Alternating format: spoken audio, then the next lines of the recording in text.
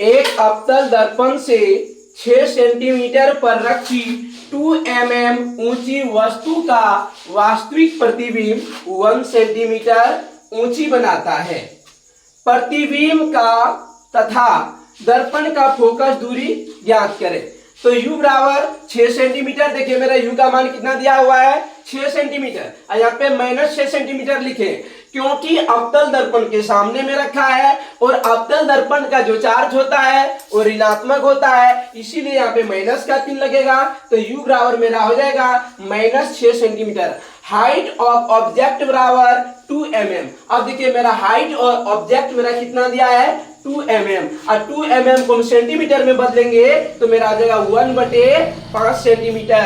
Height of image बराबर 1 centimetre. अब देखिए हाइट ऑफ इमेज बराबर मेरा कितना दिया है 1 सेंटीमीटर। अब इसको हम फॉर्मूला लगाएंगे m बराबर हाइट ऑफ इमेज बटे हाइट ऑफ ऑब्जेक्ट बराबर इस फॉर्मूला पे इसको बिठा देंगे। बिठाने के बाद इसको सॉल्व करेंगे, मेरा कितना आ जाएगा 5 सेंटीमीटर।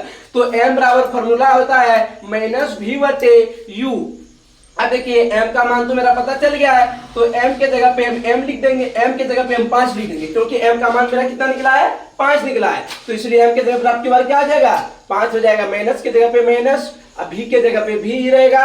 u का मान तो हमको पता है कितना निकला है -6 सेंटीमीटर, इसलिए ये जो u है इसके जगह पे आपकी बार कितना आ जाएगा -6 सेंटीमीटर।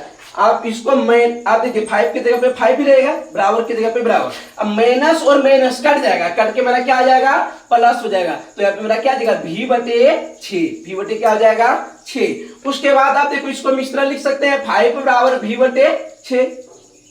अब हमको किसका मान निकालना है v का, तो इसीलिए पहले इसको जो पहले क्रॉस गुना करेंगे, तो क्रॉस गुना करेंगे 5 गुना 6 यानी कि 6 पंचे 30, तो इसलिए v बराबर कितना आ जाएगा 30 सेंटीमीटर। अब देखो u का भी मान पता चल गया है और v का भी मान पता चल गया है, हमको निकालना है क्या है फोकस दूरी। अब फोकस दूरी निकालने के लिए हम दर्पण सूत्र का प्रयोग करेंगे, इसके सहायता से हम इसको निकाल सकते हैं।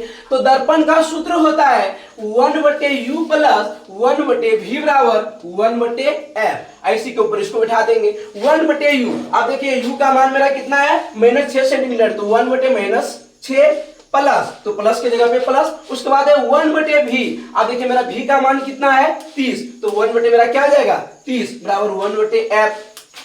अब देखिए -6 और 30 का जब हम लोग एलसीएम निकालेंगे तो मेरा कितना निकलेगा 30 निकलेगा। यहाँ से क्या मेरा बन रहा है भिन्न का जोड़। अब इसको सॉल्व कर देंगे तो -6 और 30 का एलसीएम लेंगे तो 30 आ जाएगा। अब ये 6 से 30 में भाग देंगे, 5 बार में कटेगा, 1 गुना 5 करेंगे तो माइनस कितना आ जाएगा मेरा 5 आ जाएगा, क्योंकि माइनस का चिन्ह इसमें लगा इसलिए माइनस का चिन्ह लगेगा।